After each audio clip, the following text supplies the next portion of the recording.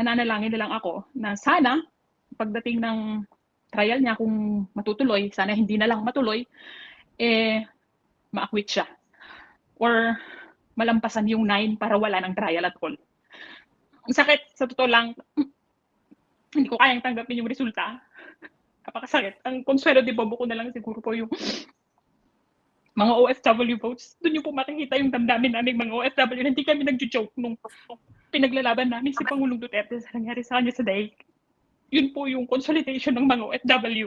Gusto ko lang pong ipaalam sa inyo na ikaw yung nanindigan kami sa Duterte 12 para sa mga naninira na sinasabing sinusuportahan mo yung Duterte 12. Look at the result of the OFWs, ang taas ng Duterte 12. Gusto ko lang pong iparating sa inyo yun na yun yung hindi nakita ng mga kababayan natin dyan sa Pinas. Kayo pa naman yung mga nandyan.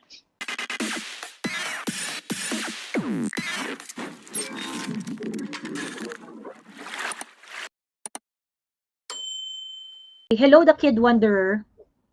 Ayun, ako palang una sa tindahan. Hello, magandang gabi sa inyong lahat. So, what went wrong? What went wrong mga kababayan? Ako, personally, Ate Joey, no, I'm happy na lima ang nakapasok sa PDP slate. Napapakiramdaman ko rin na meron talagang taga-alyansa na makakapasok. Pero surprise sa akin yung si Kiko at si Bam. Because Honestly. they are the candidates already. That is what I've been telling all of you guys. Masisila tayo ni Bam at ni Kiko. Yes. And gaya nga nung sabi mo kanina, consolidation is the key. Consolidation is very important.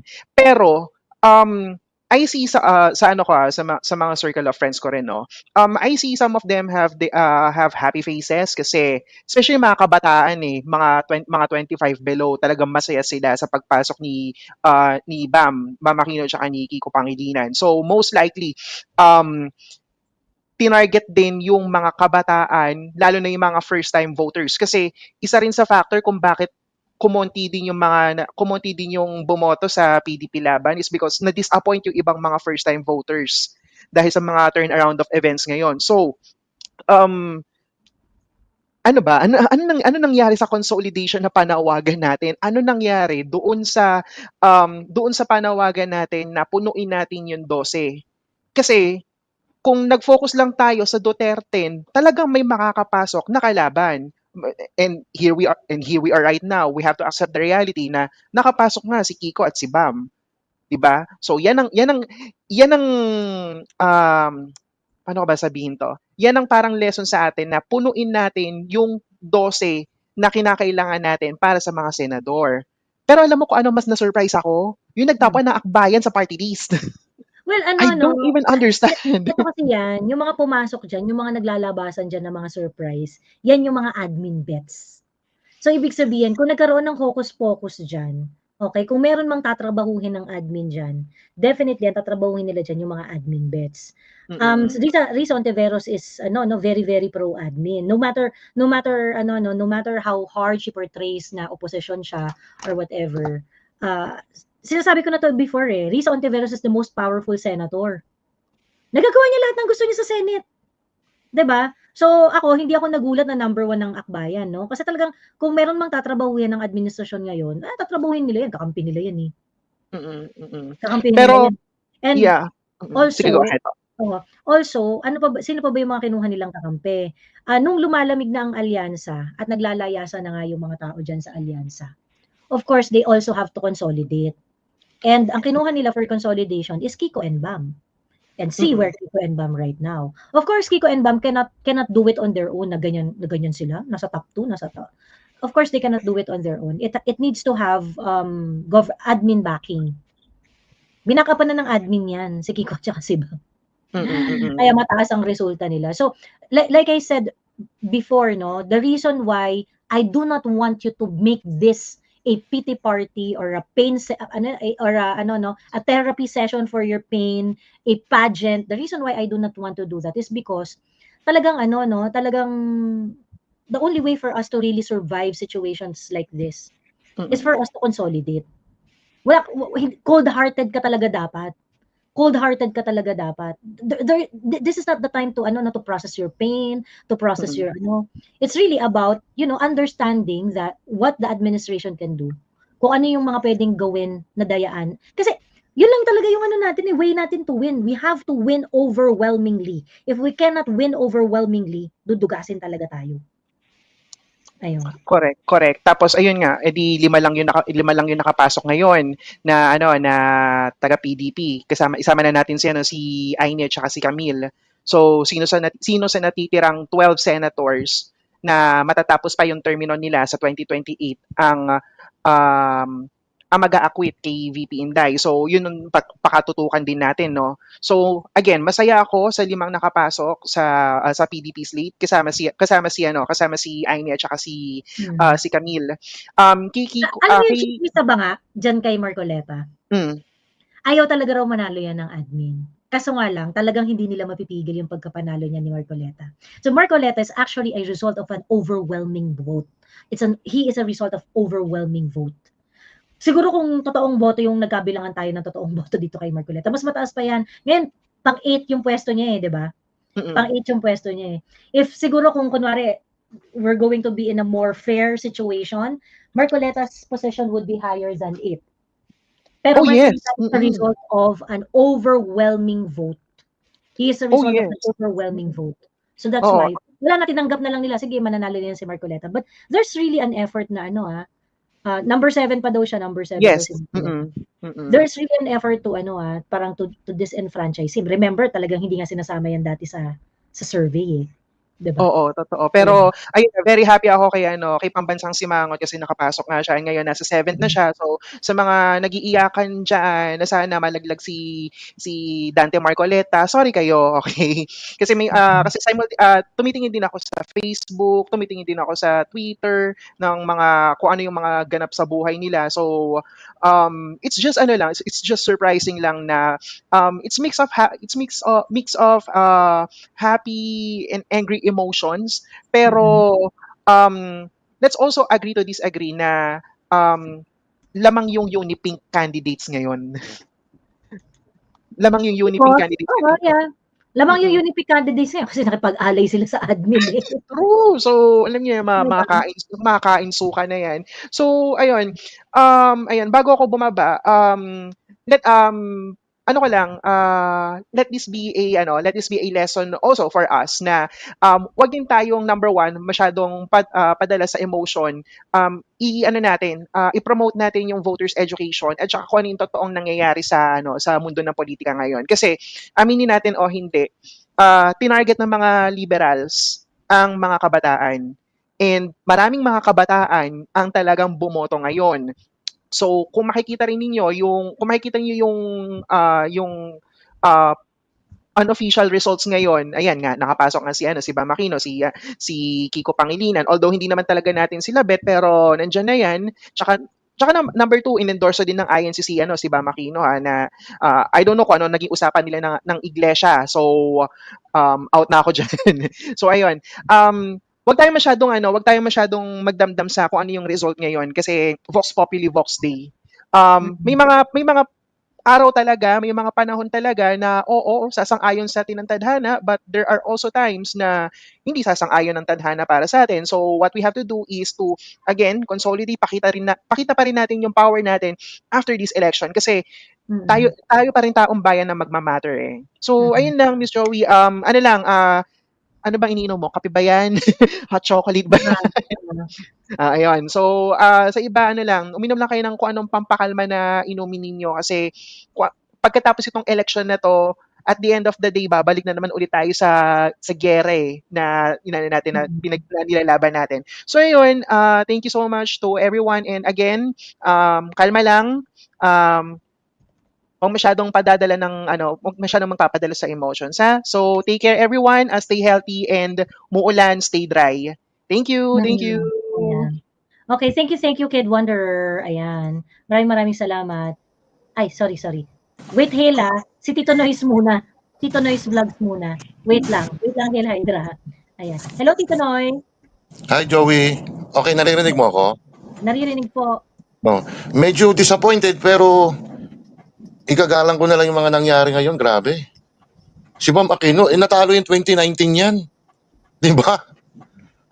Na-flash Tapos, na natin sa Inodoro yan before eh, di ba? oo nga, pero, tama yung sinabi yung sinundan ko. Sana may usapan sila ng INC na, alam mo na yun, sa impeachment. Pero baka, ewan ko, very disappointed talaga na, pero wala, yun ang boses ng taong bayan eh.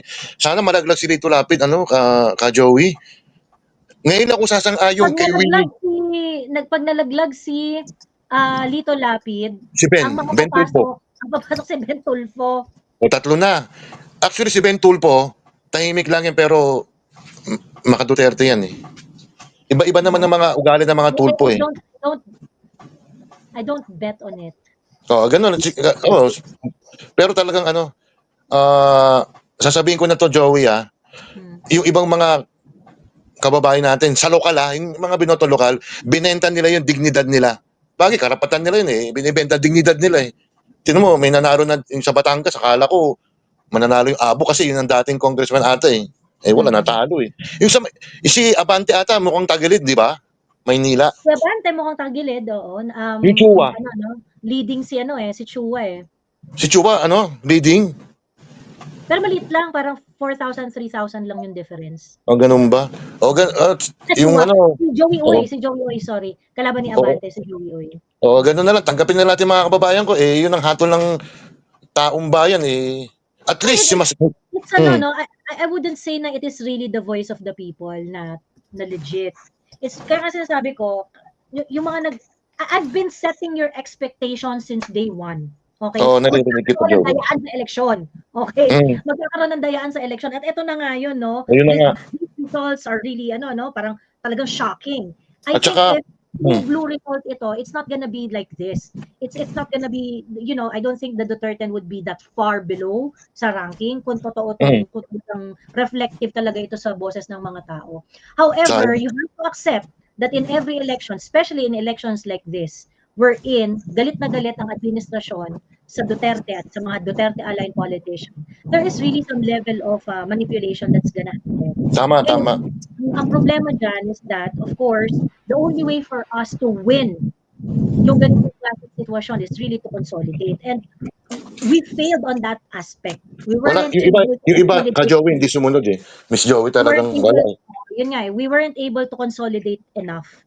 So kaya nga, I've been setting your expectations since day one. Na in order for us to win this election, we really need to win overwhelmingly. Because at saka, Miss Joey, we're not going to win overwhelmingly, magdadaya talaga tayo, madudugas talaga tayo. Hindi, at saka Miss Joey, bakit ganun? Si Bongo is the number one. Bakit hindi nahatak yung siyam pa? Di ba? Si Bato lang at saka si Marco Red. Bakit yung iba hindi nahatak yung kapartido ni Bongo? Di ba? So nag-iba sila ng boto talaga, yung iba. Yung mga ibang Duterte dyan. Wala eh. Ganun talaga eh. Yun lang Miss Joey ano lang tayo. Although yung magkapatid na Ejercito, Estrada, magkamali sila ng boto sa impeachment. Sige. Yun lang ka Joey, salamat. Okay, thank you Tito Noy. Ayan. So sabi ganun, busy kay Aimee. Kung kunwari nag-vote kayo na hindi iboto si Aimee, tapos si Aimee hindi rin nakapasok. Anong gagawin nyo? -1. Edi -1 na naman. Diba? Si Aimee kaya nga pinili yan ni Inday kasi winnable eh. Kaya pinili ni Inday yan. I'm pretty sure that's one of the reasons kaya tinaas rin ni Inday yung kamay niya dahil winnable eh. Kung hindi pinili, pagkatapos nag-concentrate kayo na hindi siya rin manalo, edi wala ng Duterte, wala pa si Aimee. Sige nga. Ayun. Teka, naghahanap ng link si Chris. Ayan. Hello, hey Haja. Feeling ko marami ka sasabihin. Ang dami kong reklamo. Well, yung feelings, kasi Cebu City voter ako. So I don't vote for governor. Somehow impressive ang lapit ka sa mic, Hill, para malakas yung audio mo. Somehow okay yung result ng Cebu City kasi, well, I'm sure a lot of you here would be supporting Mayor Rama, but what's good for Cebu City at this point would be BOPK. As much as liberal ang party nila, Tommy Osmeña, they're good for the city. And yung decision ng Cebu City na papalit-palit ng mayor pag ayaw nila sa performance mo during your term, that's the Cebu City behavior. And I like that about the city na kung pangit yung performance mo, papalitan ka. And sana ganun yung perspective ng ibang voters sa other regions. Kaya lang, you intend to continue voting kahit na nakikita nyo ng masama. Nag-uusap nga kayo ng ibang friends ko na sabi, kung Duterte yung umahandle ng Cebu, Duterte would have lasted longer here and Cebu would be in a far better place. And anyway, okay yung kahit yung sa province, ang ganda ng result. Ayoko lang nang nangyari sa Congress. Kaya lang, mga kaibigan ko din kasi Kaso si Doc Frasco, no? Panalo pa rin siya. Is Doc Frasco still winning? ang laking factor kasi nung ayuda. Yeah, Kahit correct. Kahit And sa- even in Batangas na nangunguna si Beatrix over Abu. I mean, Batanggenyo. Nagko-convert ang ayuda sa boto sa inyo diyan. Mahiya kayo sa kulay nyo. Nakakahiya kayo diyan, mga Batanggenyo, mga ka-distrito ni Beatrix. ang laking factor Nag-convert ng ang ayuda. ayuda into votes. Panalo pa rin si Beatrix. Putang ina, langis lang pala sa bibig ang katapat nyo diyan. Very dismal. Ang ano ko talaga, actually yung ni-raise nung umakyat before sa akin, very disappointing yung results for senators kasi paano binoto niyo si Bongo tapos hindi niyo binoto yung iba. But if you analyze things, somehow Bongo is partly to blame kasi nagsasarili siya ng lakad. Hindi siya coordinated with the rest of the party. Mindanao has good voter turnout for Duterte 12. Kaya lang, hindi kami sa Mindanao, hindi siya vote rich. Cebu, half-half. Other parts, NCR talo. Kumbaga, yung campaigning na ginagawa dapat ng PDP laban should have been focused more on areas that they were weak. Kaya lang, as poll ops, mahirap din kasi talaga pag national ka, tas walang magbibit-bit sa'yo na local. Nahihirapan ka din kung walang magpapakyat sa'yo sa stage. And wala, masyadong disappointing yung senators na results. And we're checking numbers. I don't think we have 9. Kasi yung mga pinopoint yun na names, some of them may the administration have something to hang over their heads.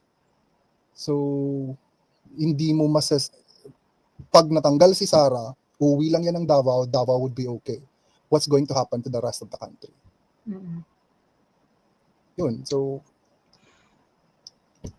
yan, ito na yung resulta ng This is the reality that we have to face. I mean, yung nag-aaway pa kayo ng ayaw nyo kay Aimee, ayaw nyo kay Camille Villar. Nasa survey, nasa shooting distance yung pagkapanalo nila sa 12. Kasi yun yung sinasabi ko yung survey na yan, okay, you have to look at it, not because you want to believe it, but because it will give you perspective. It will give you perspective. Either nagsasabi ng totoo yung survey na yan, or yung makinarya nila, yun yung gustong mangyari. To condition your minds, to condition make it your appear mind, ganun. So, ibig sabihin, realistic. if mind conditioning yan, ibig sabihin, they're also trying to warn us that na, ay shit, yan yung possible na mangyari. Meron silang makinarya to make it happen. Ipinakita na sa inyo. Oo. May mga kamag-anak ako na, sino iboboto sa senators? Duterte, except Philip Salvador and Apollo Kibuloy.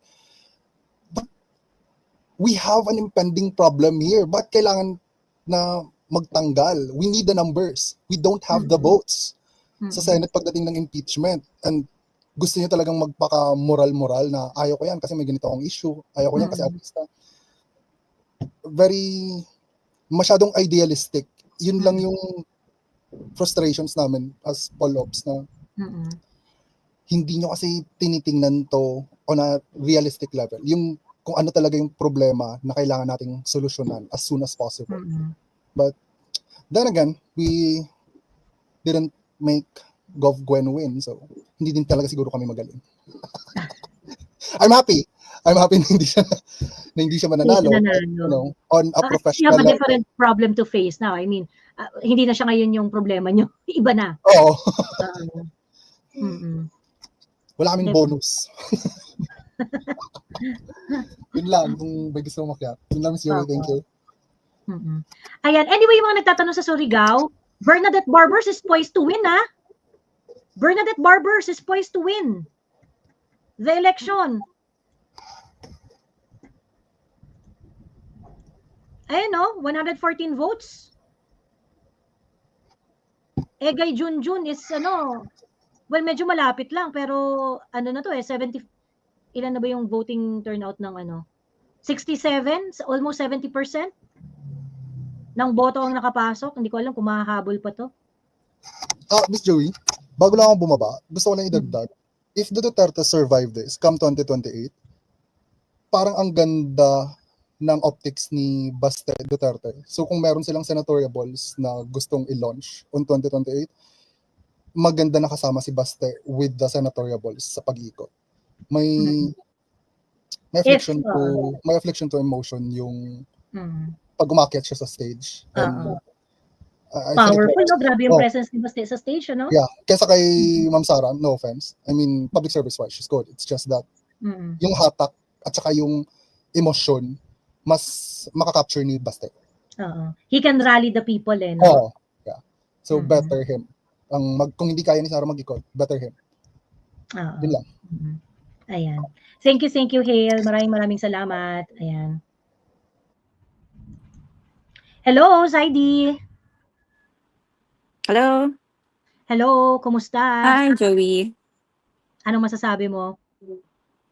Hi, this is Lian. Can you hear me? Yeah. Okay. Hi. Sorry. Akala ko si Saidi. Ito pala, Basha S. Wait lang ha, wait lang. Yes. Si Okay. Saidi pala muna. Namali Okay, ako ng sure. pinaakyat. Ayan, wait. Hey, Hello, Miss Saidi. Joey. Kumusta ka? Okay lang Kumusta ang mga naman. puso ng mga Pinoy? Napakasakit, sa totoo lang. Ang punto ko, kaya po ako umakyat sa'yo ngayon, kasi nakikita ko yung resulta ng OFW votes. It's actually Duterte 12. Halos lahat ng lumalabas sa OFW votes is Duterte 12. Ngayon, 5 minutes ago yata or 6 minutes ago, number 6 na si Marcoleta.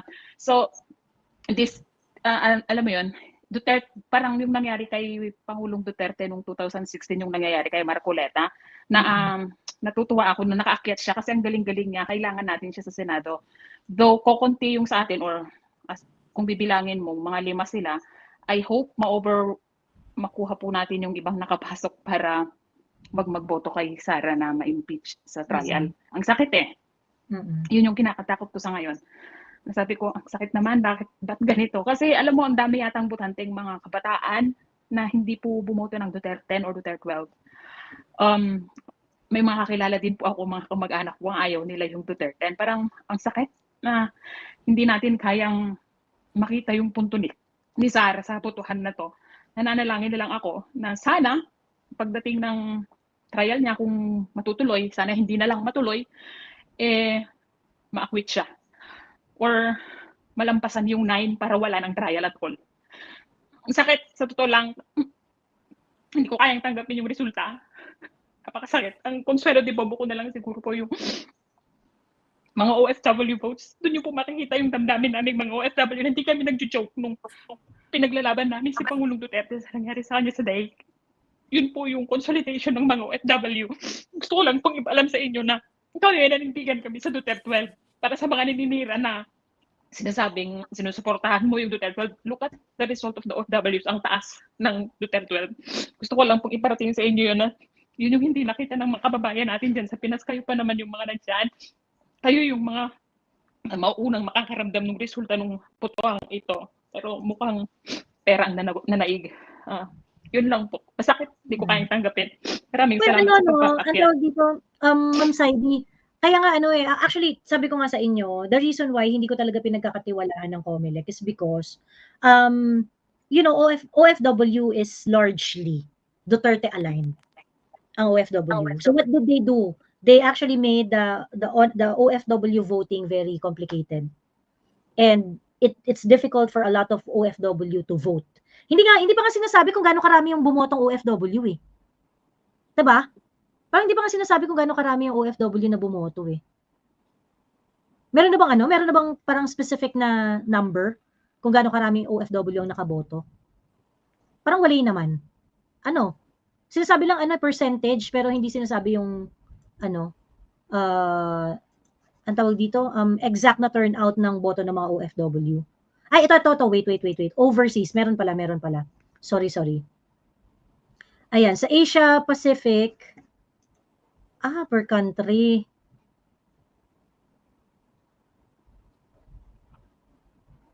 Teka, wait ha. Ito lang yung boto ng OFW, oh. Bongo 48,000. Okay, Asia Pacific to. Teka. Europe 13,000. Si Bongo, number 1 si Bongo getting 13,000 votes. Wait. Teka ha. Tingnan natin ha. Kasi napababaan talaga ako sa ano. Ay, na-disconnect si Saidi. Ayan. Check lang natin ha yung turnout ng mga OFW votes dito sa ito. Ayan, ito Europe 13,000. Okay, balik tayo ulit. Ayan. LAV, Latin America yata yan, ano? LAV, ano ba ibig sabihin LAV? Ayan. Ayan, Bongo 28,000. So, okay. Punta pa tayo sa isang kontinente. Middle East, 89,000. Punta pa tayo sa isa. North and Latin America, 13,000. 13,000 lang ang nakaboto sa sa North and Latin America. Kasama US dito eh, US, Argentina, Brazil, Canada, Chile, Mexico. Only 13? Tapos 100% na yung 97% na sa US. Tapos 13,000 lang yung 13,000 lang dito yung. Well, of course that's not that's not indicative of all the votes, pero ibig ko sabihin, 'di ba? Parang nakakaloka. Na ganun lang yung ito lang yung turnout. 'Di ba? So medyo medyo questionable rin talaga yung I think they really alam nila na sobrang solid ng OFW kaya tinrabaho rin yung mga OFW simulang-simula pa lang eh. Sabi ni Ian Angel, Vancouver pa lang Miss Joey nasa 22K na ang registered voters. Ayun, pero it looks like maraming hindi nakaboto. Ayun, sabi ni Zaidi, bababa na daw siya at talagang hindi raw niya kaya at naiiyak siya ng todo-todo. Zaidi, inom kang water. Please find comfort dun sa fact na tinrabaho kayo ng bonggang-bongga kasi alam ng gobyerno na Duterte aligned ang OFWs natin. Ayan. Okay? Ayan. Hello, Basha. Hello, magandang gabi, Miss Joey. Actually, ako talagang DDS, super, kahit mag-isa ako, pupunta ako sa mga rally, even sa Mendiola, even sa Villamor. And, pero for this result, I'm quite okay. Though malungkot ako doon sa mga pinaglalaban nating Duterte na kahit si Pastor Kibuloy, pinangampanya ko. Pero in reality, being optimistic is really, hindi talaga siya applicable. Hindi talaga siya nangyari in reality, no? We can all be optimistic, pero iba talaga yung galawan sa baba. Most especially in our politics, it's really name recall. It's really sino ang kilala. That's why when VP really supported Aimee and Villar, it was really strategic support, and I really cannot understand, or maybe I understand them emotionally, pero we must learn from this that name recall and numbers in politics play a lot. And one takeaway, biggest takeaway for me is Cebu. Diyan sa result ng Cebu, being Gwen, named as Cebu is Gwen, Gwen is Cebu, napakalaking sampal niyan sa buong Pilipinas. Mayayanig ang bawat local politicians, mayayanig ang mga partido na kayang i-dethrone ng isang Sara Duterte ang reyna ng Cebu. And for me, that's the biggest takeaway from this election. Correct. And that Cebu, would really... Cebu understood that they have to win Yes. overwhelmingly over Gwen. Exactly. You And cannot win ng lang, parang yung slight win lang. No. Sure. If you want to win over that kind of over that kind of politician, you really have to win overwhelmingly. And Cebu Definitely. understood that. Yes. And that would really shake. Kaya nga sinasabi ko, Basha ever since nagsa-start pa lang 'tong ano 'no, hindi ako nagkulang sa pagpapaalala that you have to set your expectations, that you do not Exactly. have to you have to be cold-hearted, that you have to really ano 'no, you have to be cold-hearted and you have to be, ano 'no, very strategic. Strategic. Yes, This is exactly. about Oo. strategy lang, wag na yung feelings dito yung prinsipyo Oo. yun na idol mo si Philip Salvador. Oo. Totoo yan. Mga Totoo gano'n. yan. You And know, that's not gonna make you win. exactly. It's a It's numbers just game after oo, all. it's really a numbers game. You have to sit down and realize at the end Right. of the day, it's a numbers game. Okay? Mm. So, ano 'no, it's either ano lang yan, eh, either yung tanga mo or yung tanga nila ang makakapasok. Correct. Gano'n lang yan, eh. So, wag na Totoo. kayong umarte-arte pa na akala niyo meron kayong choice dito sa uri ng sistema na meron tayo. Wala Oo, kayong siguro choice kung dito. It's correct, kung either yung nabubuhay tanga tayo niyo sa or yung panahon tanga nila nila ang Rizal, pwede makakapasok. pa. Totoo yan. Kung nabubuhay tayo sa panahon nila Rizal, pwede pa tayong maging emotional. Pero sa panahon ngayon na everything is really putting on their games, na nandyan ang pera, nandyan ang lahat na ng aspect nandyan, we must be smart. We must be smarter. And we must know how to play the cards that we have. Kaya I'm really thankful na strategic yung naging galaw. And I believe and I know by heart that Sarah has been, and since the beginning, she's very strategic. I remember when she said from an interview na before she even considered running or saying yes for being VP candidate, nag give me the numbers, give me some survey. Before she would say yes, she would base her decision on numbers, on Ang surveys, on data. scientific. Yes, and ganyan maglaro si Sarah. And I hope sana ano natin yon, makuha natin yon na calculated yung mga risk niya, calculated moves. And being our Reyna, kung tawagin ko man sa atin, na siya yung leader natin eh. We must believe in her decision, in her capacity to lead. And every decision that she's making is really calculated. And I know by heart and by mind, everything, no, na talagang lahat ng bawat salita ni VP Sara, lahat yung talagang strategic. Kaya dun sa lumalabas ngayon, I'm so happy na Marcoleta is getting the momentum, number 6. Yung kay Bam, actually kay Darian, nag-post siya, no? Sabi niya, ang lakas daw ni Bam and Kiko. Nag-reply ako, nag-comment ako. Sabi ko, actually yes, 2 and 5, pero that's all you can have after all the mobilization of anti-Duterte. Sorry, hindi pa rin, minority pa rin kayo. Kasi despite of all the negative campaign about Duterte, about Sara, about PDP All you laban, have, that's all you pump can up get? pa. Oo, Oo. that's all you That's can all you get? have. 18 million? Bolstered pa by the admin, di ba? The position Exactly. is bolstered pa by the admin. And I'm pretty Correct. sure, Bam Aquino and Kiko Pangilinan, in order for you to get here, you sold your soul already. And I don't think you will Correct. be able to work independently after getting this position. If you ever Mm-mm. be declared as winners, as official winners and senators, I'm pretty sure you will have to pay that through you have to pay a lot of concessions. Yes, Ayun. oo. Tsaka Parang actually, no, parang si Risa Ontiveros, 'di ba? Nagtatrabaho ng may mm. utang. 'Di ba lumutang Tsaka, siya? Kaso nga lang, ang dami niyang oo. pagbabayaran kasi ng utang na loob, kaya Kaya nga, ang nakakainis lang sa mga dilaw na yan, they're claiming themselves to be a majority. Well, in fact, by looking at the numbers, yung numbers nila, yun pa rin yung numbers nila ni dati eh. Wala namang in-improve. Actually, baka pa nga ng INC ngayon. And maraming nagalit sa administration, sa BBM, kaya marami na rin dumagdag sa boto nila. Pero overall, wala pa rin pinagbago yung percentage ng mga dilaw. Still, Duterte dominates this election by looking at Bongo's number. Actually, no, kahit kanina sa nagbibigay pa rin ako ng mga sarili kong dito, yung Duterte slate. Tapos Duterte naman daw sila, kaya lang yung iba syempre name recall pa din. So by looking at Cebu's result, definitely landslide for Inday. And senators would really be shaken. Why? Kasi they will definitely aim for every election. And by looking at the numbers, na ang command votes na Mindanao, kitang-kita, Duterte, 1 to 12, talagang straight. Diyan pa lang sa result ng Mindanao, though hindi nanalo yung Duterte natin, pero that is a statement that in order for you, let's look at the senator result of Cebu. Senatorial result of Cebu. PDP Teka lang ha. din, nakakatuwa. PDP din. Cebu understood the assignment, no? Oo, nakakatuwa Teka. ang mga Bisaya. Sana tayo sa Luzon. Sa bagay. Province. Okay, Cebu.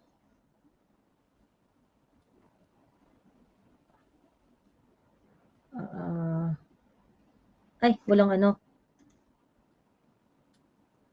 Napanood ko kanina dun sa TV5, parang talagang Cebu, 1 to 12 talaga, din, Oo. nakakatuwa. Kaya sa akin kahit hindi man manalo yung Duterte, pero pag tiningnan nila ng mga politicians and mga partido, pag minicroscope nila yan, nakita nila ang command vote ng Mindanao, ng Visayas, ay grabe, mayayanig ang impeachment, pag natuloy yan, walang boboto dyan. I mean, lalo yung mga senatoriable na na Oo. playing safe pa kunwari, wala, mag-shift yan. Kasi matatalo talaga sila. Kitang-kita, ang kumampi kahit na Reyna si Gwen natalo. Dahil kay Inday Sara. So, sobrang natutuwa ako in such a way na kitang-kita yung boses ni Inday. Kitang-kita yung paano niya, yung kaya niya i-orchestrate ang winning and pagkatalo ng mga local politician. And that is a big statement for everyone, especially for those, yung balimbing. Alam mo yung ngayon, syempre, after this election, dyan nagagalaw yan mag-shift na yung paradigm natin And this result would really make a statement and magdadalawang isip na yung ating mga politicians. So, Ito yung happy Cebu. ako. Ito yung Cebu result. Bongo de la Mhm. Rosa, Jimmy Bondoc is number 3. Mhm. Philip Salvador is number 4. Camille Villar 5th. Bam Aquino number 6. Number 7, Dodante Marcoleta. 8th, Raul Lambino. Erwin Tulfo 9. Hinlo. Vic Rodriguez, Pangilinan Kiko, Umabot Cayetano. pa si Kiko. Ayan. So Nakakatuwa. Duterte nga, no? Happy. Pasok yung ano. Yes. Oo, tsaka hindi, ito pa lastly, nakakatuwa kasi last minute nag-endorse ang PDP kay Villar. And so sa result ngayon, 5-5-2. Yung pinagmamalaki ng alyansa na 8 or yung mga political scientist daw, yung mga political something, 8 daw ang pero hindi, sorry kayo, 5 lang kayo. And sa amin si Villar and si Aimee, kasi seeing the votes, ang liit lang ng difference So kung hindi sila sinuportahan ng Mindanao ni Inday, laglag sila. Tiningnan ko yung yung kung saan nanggagaling yung votes ni Aimee at saka ni Villar na kasama din sila doon sa votes sa Mindanao. And given the slim differences doon sa 10 to 14 and 15, talagang si Inday ang nagpanalo. Sorry. Kahit na and tawag dito, kaya dyan pa lang natin makikita kung gaano kagaling na maniobra ni Inday ang laro, na pumanig sa kanya. Kasi Villar, sabi nga sa walang iwanan. Alam mo yon yung it's really a huge, a bold statement from Villars na kaibigan hanggang dulo walang iwanan. And that is something. Villar being your Pero hindi ally. rin shake off ng Cebu si si Bam Aquino. Well, maraming nakapasok sa sa Duterte. Nag-go hard din talaga ang Cebu sa Duterte. Pero take note, number 6 si Bam Aquino sa Cebu also. Pagkatapos nasa top 12 rin si Kiko Pangilinan sa Cebu. Bam, I think kasi sa INC na-endorse pa din siya Oo, and Kiko Pangilinan is number 12. Mas lamang pa si Kiko Pangilinan kaysa kay Aimee. Ayan, no? Ayun. Yeah. So, anyway, well, anyway, yun nga sinasabi ko, if had we consolidate more, siguro yun yung dapat maintindihan ng lahat ngayon, na had we consolidated more, the result could have been, Yes. And last na lang, sorry. Nalulungkot lang ako sa party list. Tinignan ko agad ang Epanaw kasi Epanaw yung prinin ko doon sa aking mga sample ballot. Epanaw tsaka P3 PW kasi talagang ayan ng bebenga kay Tambaloslos. Pero parang 63, 65 sila. So sana lang talaga, aside sa Duterte, sana naging strategic din tayo na dapat sa Mindanao, ito yung boboto. Sa Visayas, itong mga party list na to. So doon tayo medyo nagkulang doon sa party list na talagang diehard Duterte. Pero sabi nga nung isang political analyst, which is pangahawakan ko, na kahit hindi manalo ang Duterte, this is a good momentum for 2028. Yeah. Oo. And kaya nga sabi ko, if we're going to behave this way, na makikita talaga ng lahat ng mga politician that there is a Duterte-based vote. That if you're going to align your politics with the Dutertes, you have a vote base. So ibig sabihin, magiging may power na tayo na wini-wield, na later on, tayo na yung lalapitan ng mga politician, tayo na yung liligawan nila. Na in order to convince us para mag-consolidate tayo behind that politician, they will have to align with our politics, di ba? Right. And yun nga, Duterte or Inday could make or break a politician. With Cebu being the exhibit A. Sobrang happy talaga ako sa Cebu. Mm. Ayun. Ayun, anyway, Pero ano, maraming pero salamat. remember, take note ha, ika-counter nila yan. Kasi Inday also went to Inday also went to Manila. Nag-tour si Inday sa Manila para Mhm. sinugod niya yung mga congressman doon. But Valeriano, it looks like Valeriano is going to win the election. Joel Chua, it looks like he's still going to win the election. And Benny Abante is still trailing. Pwede pa niyang masilat si Joel Uy. So, alam mo, Actually, ika-counter nila dyan is that well, sinugod ni Inday yung mga Manila congressmen, pero mm, it wasn't enough to to get an oo, overwhelming win. I oo, believe I believe kung totoong bilangan yan, talo na talaga yung mga kalaban nila Isko diyan, considering na mm, sinuportahan din ni Isko yung mga mm, sinuportahan din ni Isko yung mga kalaban nitong mga tuwadcom congressman na to, pero parang nagfi-50-50 yung laban nila eh. So, oo. Pero natutuwa ako kay Pam, ayun. sa Taguig tinignan ko talaga yon kasi naiinis ako sa kanya kapag merong press Talo con ba ng siya? mga tuwadcom. Talo siya! Yes! Ako! Estela Buti Kimbo, talo naman. din! Oo, oo. Well, Natutuwa ako. itong mga mga Manila representative, I think they received some push. Kaya Oo, kaya hindi. sila lumalaban. Actually, May push kaya sila yan, may push. lumalaban, definitely dito sa Mm, NCR talaga, pera-pera mm, talaga. Nakakalungkot man tanggapin. Actually, kaya mas malakas yung naging result ng Cebu, maging mas malakas statement nun kasi mm, ang ibig sabihin sa Manila nape-persuade ng pera. So kapag may makinarya tayo, kaya nating i-persuade pa yung boto nila. Pero sila, mm. hindi nila kayang pasukin ng baluarte natin. Kasi kahit may pera ka sa baluarte natin, prinsipyo ang You're not labanan. gonna win, oo. Yes, ayan yung statement na kaya nating isampal 'pag kinounter nila tayo na, "Eh, bakit hindi nanalo sa Mm, Maynila?" Eh, siyempre Maynila mukhang pera. Sorry, mas mm. mahirap ang mga taga Maynila. Sorry, yung mga taga Manila at saka yung mga taga Batangas na convert ang ayuda into votes sa Oo, inyo. kaya Ang nga Davao nalulungkot ako sa City, Batangas. Pero local that at Davao shows City, bumaha ng ayuda, hindi na convert ang yes, boto. 'Di ba? Ang ayuda correct. into votes. Ayan. Yan ang nakakatuwa. Mindanao and Visayas really showed a strong, tawag dito, strong will and a strong stand. And Yeah, ayan na ang hindi sila nagpapakita, naibili, 'di yes, ba? na Hindi mas sila may hindi prinsipyo. oh, mm, Despite the billions.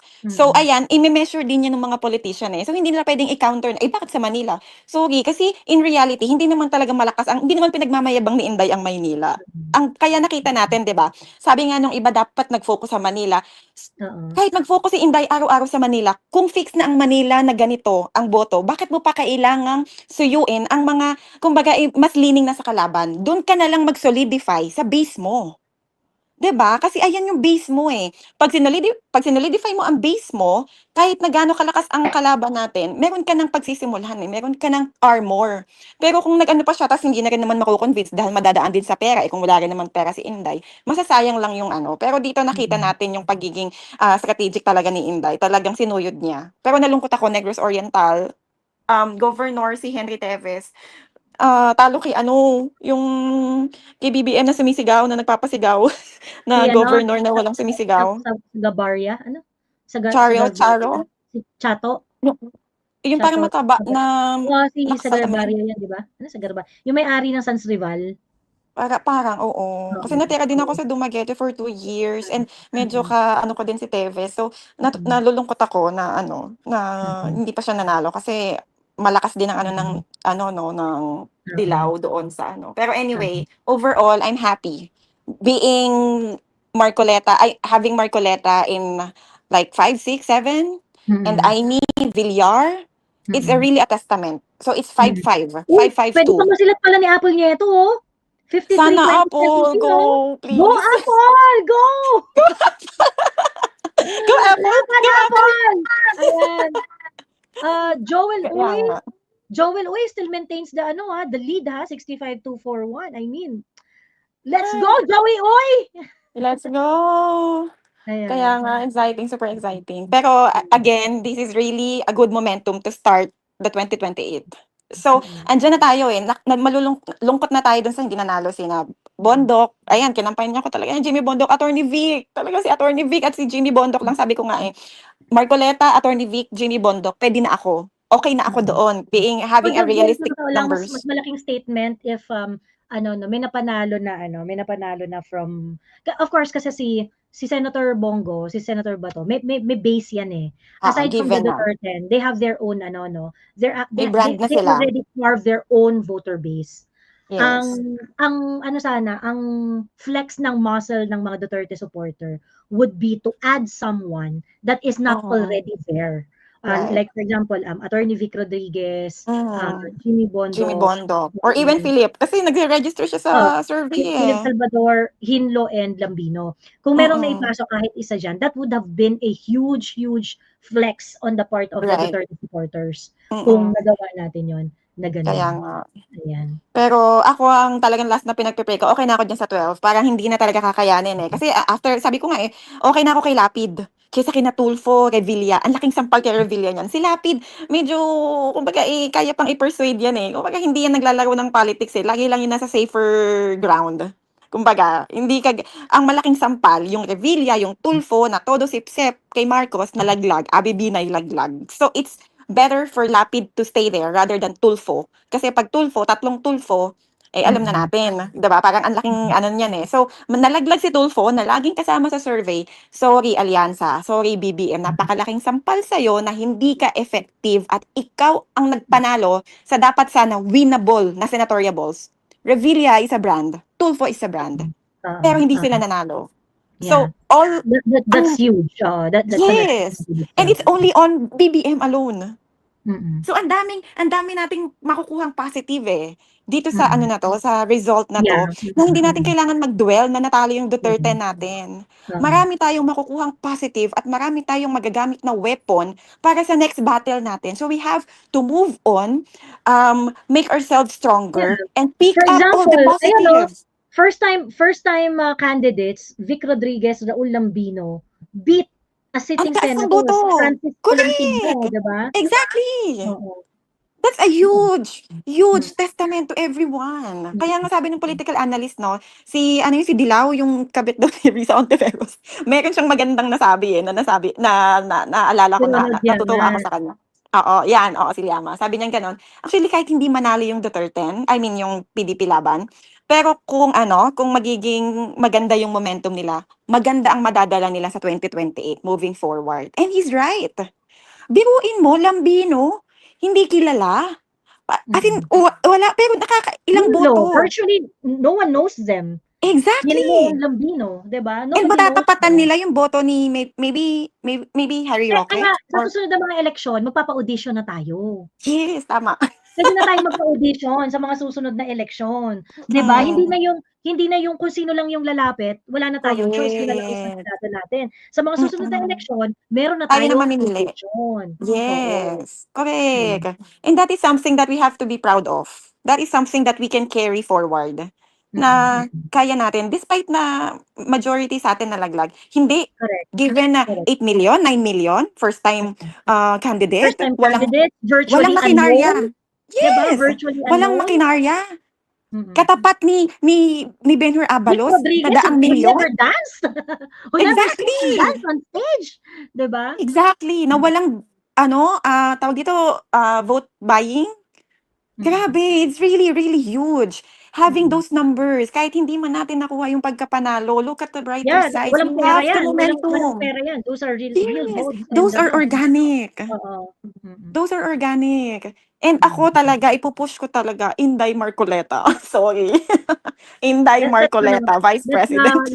Let's cross the bridge when we get there. That's Okay. Na-excite lang ako. Kasi sabi na Luzon eh. So, sino bang representative sa Luzon? Marcoleta. But anyway, I'm so happy, Joey. And baunin natin itong momentum na to everyone na mahal si Tatay Tico, mahal si Inday Sara. Please, let's stop blaming each other. Let's stop pinning down. Alam mo yon na bawat isa sa atin, we need to push each other. We may have some differences in our views. Some of us are really emotional, which is fine. But some of us are really logical. Sana tanggapin nyo din yon. And we could work based on our strengths and put it together to a stronger us, to a stronger DDS. Yun ang kailangan natin, maging strategic tayo. And if ever may makita man tayong negative sa mga kapwa nating DDS, wag na lang natin palakihin. And para at least makapag-focus tayo dun sa battle na kailangan nating pag-focusan. Sabi ko nga bawat isa sa atin makapag-convert lang ng isa, dodoble yung numbers natin. And it's, nasa sa atin na yon. So again, I'm so happy with this election na nakita natin yung power ni Inday. That again, she could make or break a politician. And that's the statement of Inday. After this election, lahat ng politiko mag-aamuyan na yan kung saan na silang partido lilipat. And this result would really make these people or these politicians double-minded about, okay, BBM or Inday. Based on the numbers, Inday is winning. Sorry. BBM, all his candidates are down. Kaya nananalo si Tito Soto, Lacson, because of their own brand. It's not because of BBM. And again, kaya natatalo yung ibang alyansa, it's because of BBM. Nade-diminish yung own brand ng mga politician na yan. So, ayun lang. It's really a huge win for us. Don't be despair, don't be sad. We just carry this torch. We must carry this momentum moving forward. Correct. You just have to be realistic all the time. Kaya nga ako those who stuck with me during the entire campaign, Mhm. alam nyo hindi ako nagkulang sa inyo na mag-reality check. Okay? Even with Aimee, even with Villar talagang ayoko pero I know she's really needed eh. I know she's Yes. really needed. So kahit pa ako kunti-kunti ka na ako mag-Villar, mag-Aimee honasan sa totoo lang. But you know, when I try to think of the consolidation and when I try to think of Inday, you know, I cannot really I have to stick with the strategy eh. I have to stick with the strategy. So kumbaga kahit pa kailangan doon tayo sa strategy, doon tayo sa realidad eh. Totoo. And I must say this, before everything that had happened to PRRD, it was you. I was a silent listener, as in everyday talaga. Pero ngayon lang ako umakyat to show my emotion. Oo. Pero actually, you were the first one to declare Dutertista vote, even last year. You were the first one to declare Dutertista vote, even before the impeachment, even before the kidnapping of PRRD. You are the first vlogger to declare PR. It's not about the beauty pageant. It's, di ba, lagi mo sinasabi before. So it was really you who made that kind of stand and statement. Ngayon na lang naglakihan na ganyan dahil of the kidnapping of PRRD. So ayun lang. So it's really like understanding the reality. And alam mo yon, we must adopt that kind of mentality in order for us to play this politics wisely. And in Correct. order to turn our cards and flip the cards from the enemies. So kailangan nating maging strategic. Kailangan nating laruin ng politika kung paano laruin ng mga politiko. Kasi Correct. again, this is all about politics pa din eh. Correct. We need to tell them. Kailangan nating magpakilala eh. Exactly. That the Duterte supporters, we are a formidable force in this democracy. We are a formidable voice in this democracy. Ayan. Yes. And so, yeah, we get maybe yung sa bilang ngayon 7 million, 10 million, 8 million, you know, whatever turnout na votes na makukuha noong mga lesser popular Duterte members, you know, these are real votes na That's the DDS. hindi nabayaran. True blue Duterte supporters. Yes. Kasi bawas pa yung number na yan eh. Kasi syempre, Right. bawas pa yan. But these are the people na talagang nanindigan. Na kaya sa pagpatayan. Kapag kaya makapagbardagulan. Duterte lang talaga. You know, Yes. and kapag kunwari, napunta tayo dun sa condition where it is more fair, lesser dayaan, lesser manipulation, I think that number is going to be, you know, way bigger than that. Totoo. So nakaka-excite. I think talagang this is really a good momentum to start with. So Ayan. maraming salamat, Joey. I'm with you. I'm with everyone praying for Tatay Digong and praying for Inday. Kaya let's unite and let's continue and bring this passion, this fire that we have in our hearts and use it intelligently, use it wisely para malaro natin yung politikang ito. So maraming salamat po. Thank you. Thank you very much, Basa. Salamat, Very Joey. insightful, no? Ganda ng Oo, analysis. ilang beses nakita sa mga rally, nahiya lang ako magano. Oo, doon sa liwasan. Yung sa liwasan, yung unang liwasan. Okay. Oo, yung yung bagong kidnap si PRRD. March 15. Oo, yon, doon kita nakita. Oo. Actually, ako yung tapos ako din yung di ba lumipat, tapos nag-Mindjola tayo. Lumipat. Ako yung may pick up. Oo, ako yung may pick up na nag-set up ng sarili kong sound system sa pick up, ng sarili kong gastos, na ginamit na mic. Oo, dun sa nung lumipat na sa Liwasan. Oo, from Mendiola. Kasi Okay. naawa ako kasi yun, 'di ba, organic na lang yung paglipat natin doon. Oo. Tapos naawa ako doon sa tao yata ni Attorney Vic, ang hina nung mic.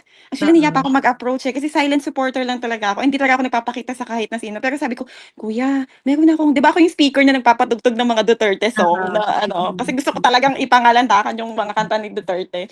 Tapos sabi ko sa kanya, "Pwede mong gamitin, may mic akong mas malakas." So, ako yon Oo, na thank ano. you. Maraming salamat Oo, dun sa kaya suggestion. ilalaban natin 'to hanggang huli, hangga't hindi natin nailuluklok si Inday at hindi natin napapauwi si Tatay D. So, maraming salamat po. Thank you. Maraming salamat, Thank you. Basha. Bye. Okay.